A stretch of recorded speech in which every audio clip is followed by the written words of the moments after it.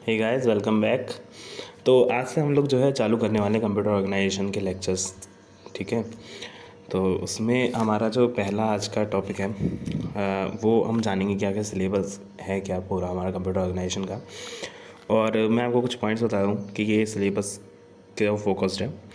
तो सबसे पहली बात, जो ये बच्चे गेट के लिए प्रिपेयर कर रहे हैं, गेट 2022 के लिए, तो ये पूरा जो कोर्स है वो उसी लिए फोकस्ड है, गेट के लिए।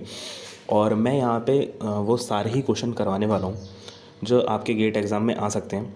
मैं हर टाइप का एक क्वेश्चन करवाने की कोशिश करूँगा, मैं कोई भी टाइप छोड़ना नहीं चाहता, क्योंकि कंप्यूटर ऑर्गेनाइजेशन में क्या है कि आप मैक्सिमम टाइप के अगर जो क्वेश्चन होंगे वो अगर आप प्रैक्टिस करके जाओगे तो आपका एक ना एक टाइप फंस सकता है। ठीक है, यहाँ पे ये नहीं है, आपको हर टाइप पता होना चाहिए, क्योंकि पेपर में कंप्यूटर ऑर्गेनाइजेशन का क्वेश्चन कहीं से भी आ सकता है।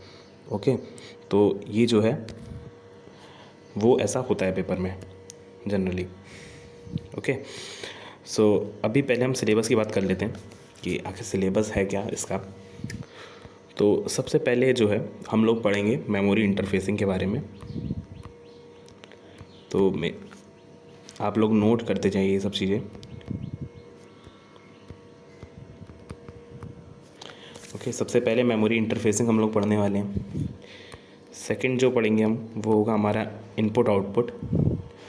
और थर्ड यूनिट हमारी रहेगी मशीन इंस्ट्रक्शंस। फोर्थ यूनिट में हम पढ़ेंगे control unit design.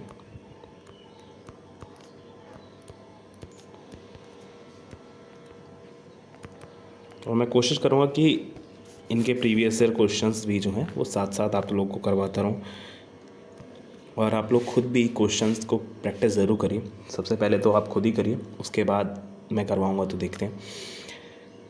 Fifth unit हम पढ़ेंगे ALU।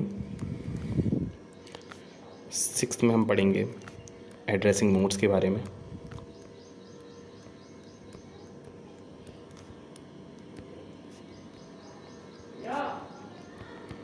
ओके, और सेवन्थ यूनिट में हम पढ़ेंगे नंबर सिस्टम।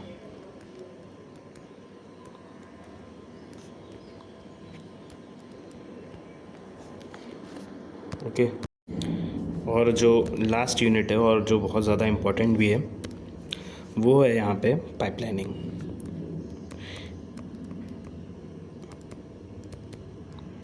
ओके, तो हम लोग ये सब चीज़ें पढ़ने वाले हैं इस कोर्स में, और मुझे उम्मीद है कि आप लोग साथ रहेंगे, क्योंकि यहाँ जो कंप्यूटर ऑर्गेनाइजेशन पढ़ने का हमारा जो सिलसिला है वो टू वे होना चाहिए। ऐसा नहीं होना चाहिए कि मैं सिर्फ पढ़ा रहा हूँ और आप लोग नोट्स बना रहे हैं और कुछ भी नहीं कर रहे हैं। यहाँ पे आप लोग को साथ के साथ रिवीजन ज़रूर करना होगा, जिस दिन जो पढ़ाया गया उसका रिवीजन, एंड साथ साथ आप लोग को PYQs प्रीवियस ईयर क्वेश्चंस की प्रैक्टिस करनी होगी। कोई भी अगर डाउट आता है तो आप कमेंट्स में पूछिए। ओके, तो ये मैं आपसे कहूँगा। और अगर आप अभी अपने सेमेस्टर एग्ज़ाम्स के लिए प्रिपेयर कर रहे हैं तो उसके लिए भी कोर्स बहुत ज़्यादा हेल्पफुल है, क्योंकि सेमेस्टर एग्ज़ाम्स कुछ अलग नहीं है, उनका सिलेबस भी जो है वो गेट के सिलेबस जैसा ही रहता है। एक जो थोड़ा बस वो क्या रहता है कि वो थोड़ा थ्योरेटिकल कॉन्सेप्ट ज़्यादा पूछते हैं और न्यूमेरिकल्स वहाँ कम होते हैं, लेकिन फिर भी आप रेफ़र कर सकते हैं, क्योंकि आपकी फाउंडेशन ही मज़बूत होने वाली है यहाँ से। ओके, तो सबसे पहले ये जान लेना ज़रूरी है कि कंप्यूटर आर्किटेक्चर और कंप्यूटर ऑर्गेनाइजेशन में अंतर क्या है, क्योंकि यहाँ जो सब्जेक्ट जो है वो हम पढ़ रहे हैं जो गेट ओरिएंटेड है वो है COA, मतलब कि कंप्यूटर ऑर्गेनाइजेशन एंड आर्किटेक्चर। जबकि कुछ सेमेस्टर एग्ज़ाम्स में जब हम पढ़ते हैं तो या तो सिर्फ वो कंप्यूटर ऑर्गेनाइजेशन सब्जेक्ट रहता है कुछ लोगों का, या कंप्यूटर आर्किटेक्चर रहता है कुछ लोगों का। ओके, बट यहाँ पे गेट ने हमें क्या दिया है, COA, computer organisation and architecture. Okay, तो यहाँ हम दोनों ही चीज़ें पढ़ने वाले हैं और देख लेंगे एक बार कि कहाँ सिलेबस से क्या हमें सेमेस्टर के लिए पढ़ना है और क्या गेट के लिए, मैं आपको बताता चला जाऊँगा। ओके, तो सबसे पहले देख लेते हैं कंप्यूटर आर्किटेक्चर और कंप्यूटर ऑर्गेनाइजेशन क्या होता है। सो कंप्यूटर आर्किटेक्चर क्या होता है, it deals with instructions, addressing modes, ALU, pipelining. तो इंस्ट्रक्शंस, एड्रेसिंग मोड्स, ALU और पाइपलाइनिंग। अभी ये टर्म्स अगर नहीं समझ में आ रही हैं तो कोई दिक्कत नहीं है, कोर्स के एंड होते होते सारी चीज़ें आपको समझ में आने लग जाएंगी। ठीक है, बेसिकली अगर मैं कहूँ तो जो इंटरनल डिज़ाइन है किसी भी कंप्यूटर का, वो होता है कंप्यूटर का आर्किटेक्चर। ओके, और कंप्यूटर ऑर्गेनाइजेशन क्या है? It deals with how various memory, यहाँ पे क्या है, memory and IO instructions, IO interact with a system, कि मेमोरी और इनपुट आउटपुट जो है वो किस तरीके से सिस्टम से रिएक्ट कर रहा है, वो जो है काम वो कंप्यूटर ऑर्गेनाइजेशन का है। तो ये जो है ये बेसिक डिफरेंस है कंप्यूटर आर्किटेक्चर और ऑर्गेनाइजेशन का। आगे इस कोर्स में हम देखेंगे इंस्ट्रक्शन होता क्या है, एड्रेसिंग मोड्स क्या होते हैं, एएलयू क्या है, पाइपलाइनिंग क्या है, तो ये हम चीज़ें जो है आगे देखने वाले हैं। ओके, तो अभी के लिए आप इतना समझ लीजिए कि कंप्यूटर आर्किटेक्चर जो है वो इंटरनल डिज़ाइन के ऊपर है, जबकि कंप्यूटर ऑर्गेनाइजेशन वो जो है वो हमें ये बता रहा है कि मेमोरी और आईओ जो है वो किस तरीके से इंटरेक्ट कर रहा है सिस्टम के साथ। ओके, अब कुछ बेसिक चीज़ें हैं जो अगर आप कंप्यूटर ऑर्गेनाइजेशन अगर पढ़ रहे हैं तो आपको पता होनी चाहिए। ओके, तो बिट्स क्या होती हैं, सबसे पहले तो ये पता होना चाहिए। तो बिट्स जो हैं वो रिप्रेजेंट हम करते हैं बाय 0 एंड 1।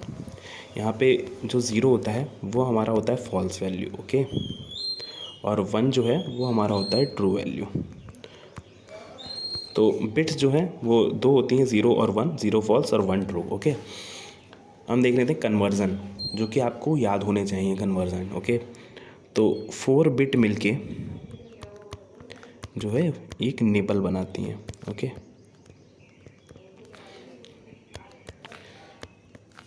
8 बिट बनके जो है एक बाइट बनाती हैं, ये होती है byte. Okay, 1 byte is equals to 8 bits.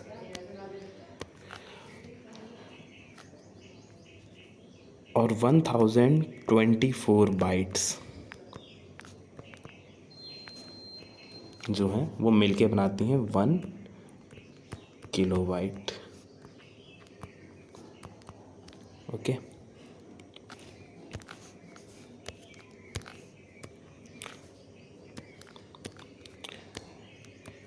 One 1024 kilobytes को हम KB भी लिखते हैं। ओके, तो 1024 किलोबाइट्स जो होती हैं वो मिलके बनाती हैं 1 मेगाबाइट।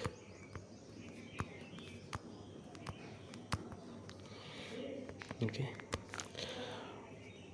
1024 MB जो है वो मिलके बनाते हैं हम 1 गीगाबाइट।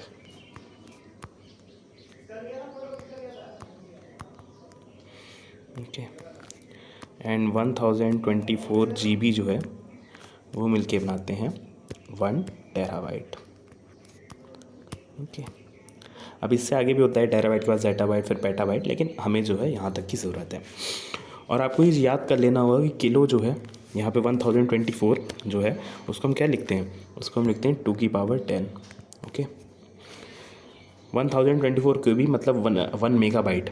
अब यहाँ 2 की पावर 10 था, यहाँ 2 की पावर जो है 10 और ऐड हो और मल्टीप्लाई हो गया, तो मेगा का मतलब क्या हो गया 2 की पावर 20। ओके, फिर इसमें वो 2 की पावर 10 जो है मल्टीप्लाई हुआ है, तो गीगा का मतलब क्या हो गया 2 की पावर 30। ओके, फिर इसमें 2 की पावर 10 जो है मल्टीप्लाई हुआ है, तो टेरा जो हो गया वो हो गया 2 की पावर 40। ये क्या है 2 की पावर 10 हमारी बाइट्स।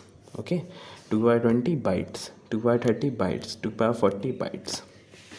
एक और चीज़ है जो आप लोग न्यूमेरिकल्स में अक्सर बच्चे जो है कंफ्यूज हो जाते हैं, वो क्या है वो बता देता हूँ एक बार।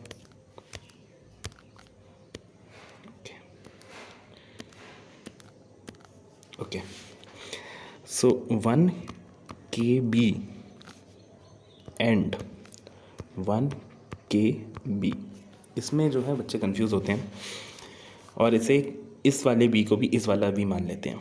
तो यहाँ ये B जो है कैपिटल B ये रिप्रेजेंट करता है बाइट को, जबकि ये जो है वो रिप्रेजेंट कर रहा है बिट्स को।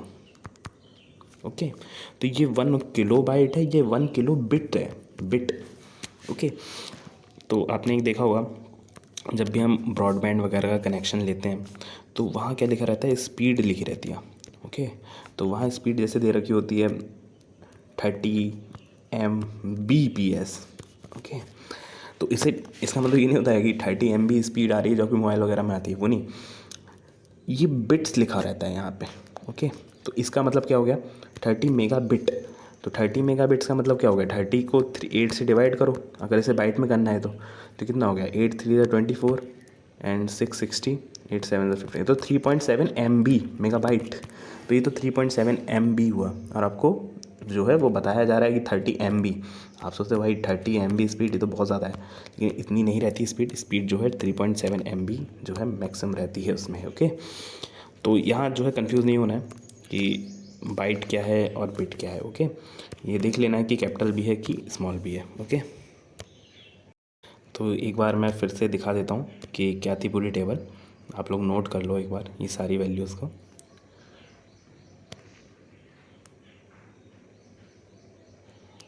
ओके, तो उम्मीद करता हूँ नोट कर लिया होगा।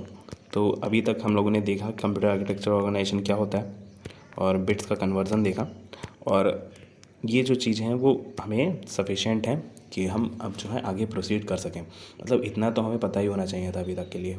ओके, तो अब हम अपनी पहली यूनिट की तरफ बढ़ रहे हैं जो है हमारी मेमोरी हायरार्की। ठीक है, तो मेमोरी हायरार्की जो हमारी पहली यूनिट है वो अब हम पढ़ेंगे।